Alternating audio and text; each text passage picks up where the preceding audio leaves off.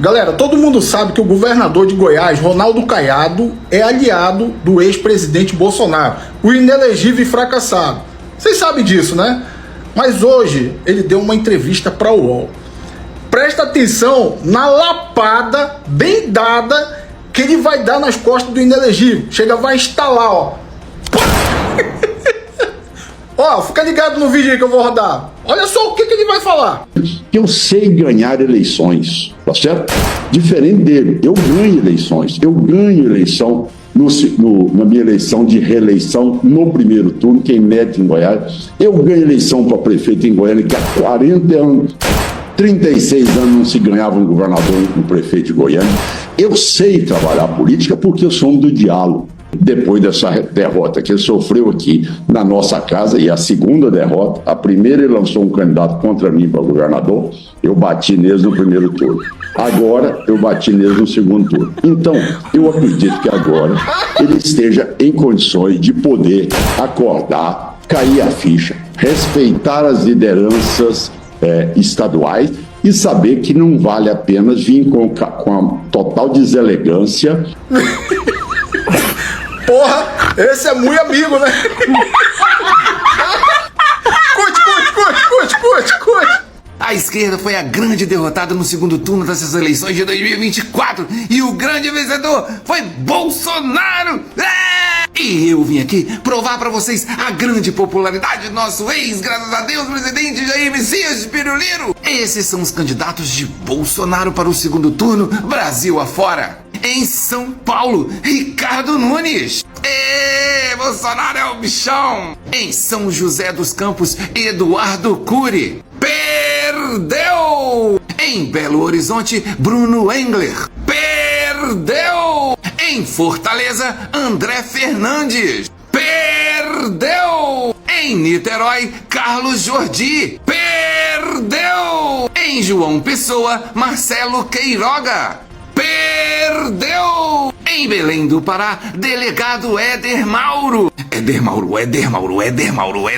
Perdeu! Em Santos, Rosana Vale. Perdeu! Em Goiânia, Fred Rodrigues. Perdeu! Em Aracaju, Emília Correia. Essa aí ganhou. Porém, ela não é do grupo ligado a Bolsonaro. Tanto é que Bolsonaro nem foi lá. E ela não vinculou a sua pessoa, nem a sua campanha à imagem de Bolsonaro. Em Caxias do Sul, Maurício Scalco. Perdeu! Em Porto Velho, Mariana Carvalho. Perdeu! Em Porto Alegre, Sebastião Melo. Esse aí ganhou, mas não era do PL. Em Pelotas, Marciano Perondi. Perdeu! Em Palmas, Janade Valcari. Perdeu! Em Curitiba, Cristina Grau. Perdeu! Em Guarulhos, Lucas Sanches. Esse aí ganhou. Em São José do Rio Preto, Coronel Fábio Cândido. Esse também ganhou. Em Manaus, Capitão Alberto Neto. Perdeu! E em Cuiabá, Abílio Brunini. Esse aí ganhou. E eu até fiquei feliz, porque agora ele deixou de ser um problema para o Brasil e agora só é um problema para Cuiabá. Obrigado, Cuiabá. Então, amiguinhos, o que você está vendo aqui é uma derrota, tanto da esquerda quanto da direita. Bolsonaro apoiou diretamente 21 candidatos e só ganhou 5. Cadê a popularidade? O que você viu nessas eleições é uma vitória do Centrão. E você sabe muito bem que o Centrão só está no lado que te convém. Vamos analisar só o trechinho da fala dessa senhora aí que Gustavo Gaia encontrou para tentar justificar os 72 mil reais em notas novinhas encontradas com o seu assessor. Meu nome é Ana Maria, sou mãe do Bruno Amaral Machado, assessor do Gaia. O dinheiro que a Polícia Federal achou que na minha casa são minhas economias de muitos anos, porque eu tenho aluguéis, que eu recebo aluguéis e não confio no sistema financeiro quem já passou pelo Collor, certo? E os 70 mil, a 72 e 300 e pouco, achado na minha casa são meus, são economias de muitos anos, tá bom? tentar manipular a opinião pública contra a Polícia Federal, Gustavo Gaia está dizendo agora que a Polícia Federal roubou a grana da senhorinha aí, mesmo após o filho dela apresentar os tais documentos provando que ela possui sim os imóveis alugados. Só que o Gustavo Gaia, como parlamentar, ele sabe como funciona o trabalho de uma investigação de uma Polícia Federal. Ele sabe que não é como ele quer. Quando a Polícia Federal encontra uma grande quantidade de dinheiro em espécie, o que a Polícia Federal vai fazer? Vai fazer uma perícia. A senhorinha está dizendo aí que ela não confia nas instituições financeiras desde a época do Collor de Mello. Fernando Collor é um dos maiores políticos que nós já tivemos, uma pessoa que esteve na presidência da República, deixou um grande legado. Então, Fernando Collor, parabéns. Ou seja, essa senhorinha aí está dizendo que todos os meses ela pega de cada cliente ali o seu valor do aluguel. Digamos que seja 600, 1.000 de um. E aí ela vai e guarda lá, sei lá onde, debaixo do colchão dela. Isso significa que ao longo de toda a sua vida, essa senhora vem guardando embaixo de seu colchão diversos lotes de cédulas de dinheiro. A imprensa está divulgando essa imagem aí, dizendo que é a imagem da grana apreendida lá com o assessor, na casa dessa senhora. Repara aí que se essa imagem for verdadeira, que se não for só para ilustrar notícias, só tem notas de 100 e de 50 reais aí. Não tem notas de 20, não tem notas de 10 reais. Ou seja, a senhora deve ter combinado com seus clientes para passarem só notinhas de 100 e de 50 para ela e novas, sem nenhum amassado, como você está vendo aí. Notinhas bonitinhas. Gustavo Gaia sabe que não é assim. A Polícia Federal vai lá averiguar o lote de cada cédula. Para a senhora estar certa, vai ter ali diversos lotes ali, ó. Digamos que a Polícia Federal descobre que ali só possui 1 ou 2 lotes. Como é que essa senhora vai explicar? Tomara que ela esteja falando a verdade, cara, porque seria uma covardia colocar essa senhora aí em um rabo de foguete tão grande assim, porque a Polícia Federal vai para cima. Polícia Federal não é gado de internet não, que acredita em qualquer papinho de influenciador não, viu?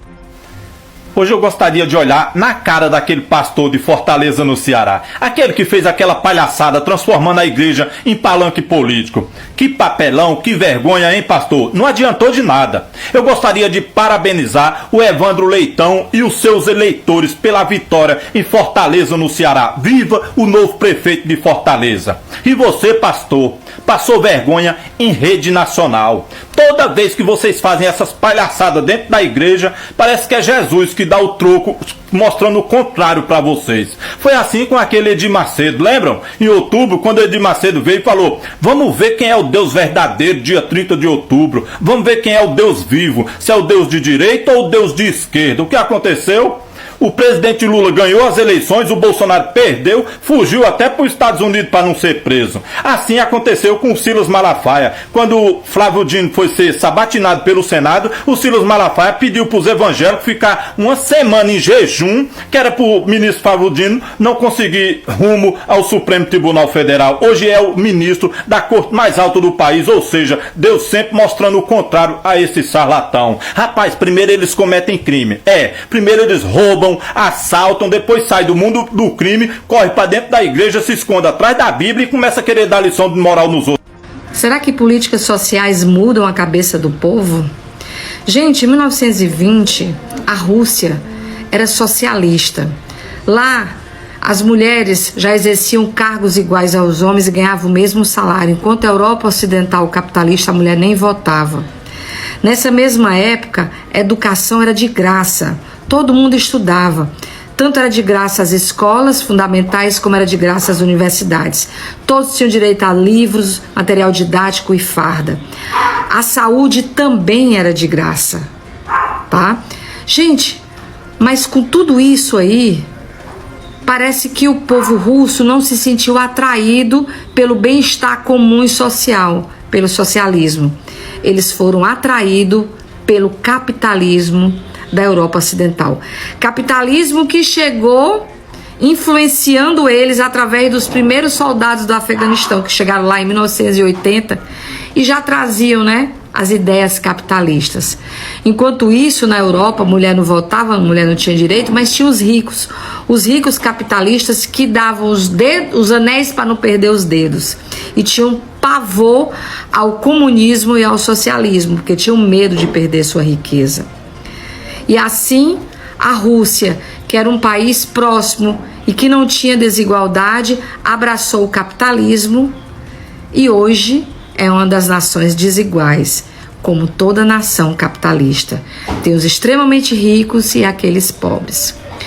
O Brasil, gente, quando Lula assumiu em 2000 e trouxe para o Brasil praticamente todas as políticas sociais que a gente conhece, desde o Minha Casa Minha Vida, o Bolsa Família, o Mais Médico, as cotas para entrar nas universidades, né, SAMU, UPAs, farmácia popular, luz para todos, água para todo mundo, ou seja, políticas sociais de inclusão que tirou boa parte da população da miséria. Mesmo assim, tendo melhorado, tendo estabilizado, tendo saído da extrema pobreza, Dilma Rousseff sofreu impeachment e o povo não foi às ruas para defender Dilma. Políticas sociais não fazem a cabeça do povo. O que faz a cabeça do povo é o capitalismo, porque as pessoas são mais atraídas pelo individualismo e o narcisismo do que o bem-estar comum. Você encontrar alguém que está preocupado com o bem social é raro.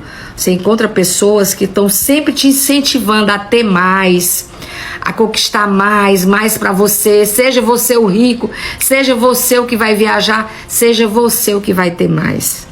É difícil hoje a gente ter aqui no Brasil essa consciência de bem-estar social. O Lula, o PT, não é comunista. O que o PT quer é um bem-estar social geral, não só para os ricos. Mas parece, gente, que nem os pobres entenderam isso e se deixaram levar pelo afã do capitalismo, como se eles fossem ricos. Os ricos, de verdade, nunca vai deixar esse pobre de direita ser rico.